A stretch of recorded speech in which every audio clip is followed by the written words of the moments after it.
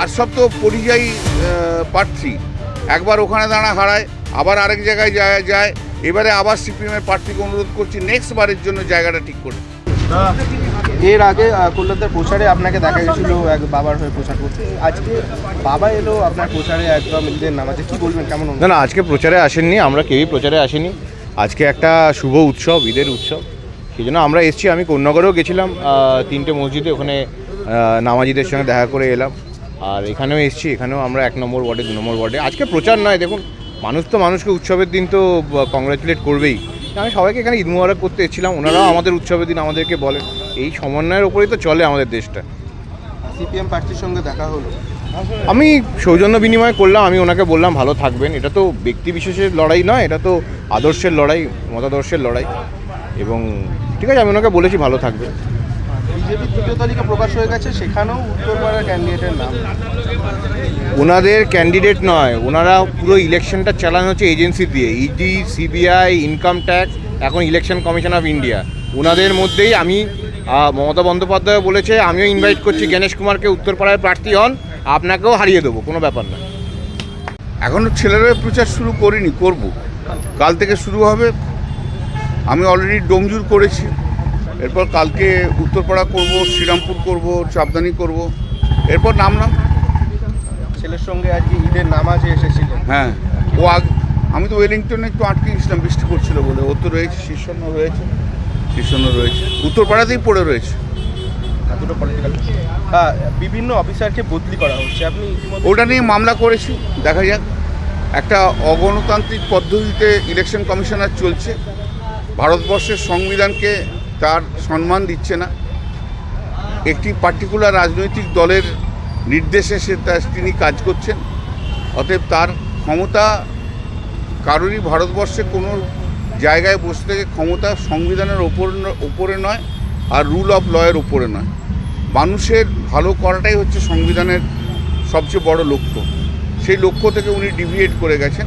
উনি শুধু ওনার কী ভালো হয়, ওনার যে দল ওনাকে পাঠিয়েছে সেই দলের কি করে ভালো হয়, সেই চিন্তাভাবনা নিয়ে উনি এগোচ্ছেন। তো ভারতবর্ষের সংবিধানের ফেডারেলিজম যেটা আছে সেটাকেও অবস্ট্রাক্ট করা হচ্ছে। বিজেপি প্রার্থী নিয়ে দিকে দিকে গোষ্ঠীদ্বন্দ্ব দেখা দিচ্ছে, বিক্ষোভ। ওটা ওদের ব্যাপার, ওরা বুঝুক। বিজেপির ওপর মানুষেরই আস্থা চলে গেছে, তো কর্মীদের আস্থা তো যাবেই। বিজেপি কিছু নেই, সিপিএম তো কিছুই নেই, সিপিএমে তো কিছুই নেই, সব তো খুনি, রেপিস্ট, তাদের সব বংশধররা ঘুরে বেড়াচ্ছে এখন। ঠিক আছে, তারা কী হবে? পশ্চিমবাংলার মানুষ সব সিপিএমকে চিনে গেছে। 34 বছর ধরে যা করেছে সিপিএম, আর সিপিএম মুখ দেখানোর জায়গা নেই।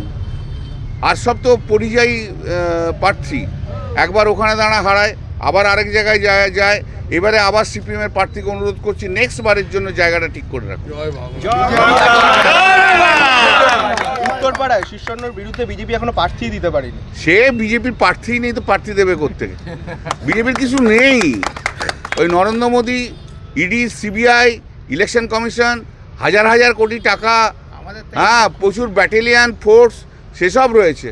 আর বাংলার 12 কোটি মানুষ মমতা বন্দ্যোপাধ্যায়ের সঙ্গে। এখনো অ্যাডজুডিকেশনের লিস্ট প্রকাশ করা হলো না, সোমবার বলছে তো, সে দেখি কবে করে।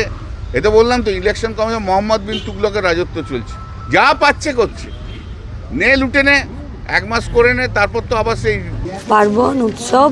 সবাইকে অনেক শুভেচ্ছা, সবাই খুব ভালো থাকুন। উত্তরপাড়া তৃণমূল ক্যান্ডিডেটের সঙ্গে তো দেখা হলো, কি বললেন?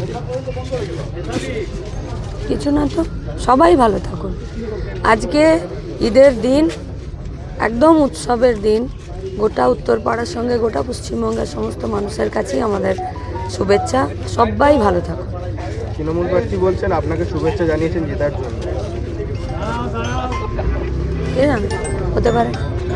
কল্যাণ ব্যানার্জি একটু আগে বলে গেলেন যে এবারেও এখান থেকে আপনাকে হেরে ফিরে যেতে হবে, কি বলবেন? সে তো মানুষ ঠিক করবেন।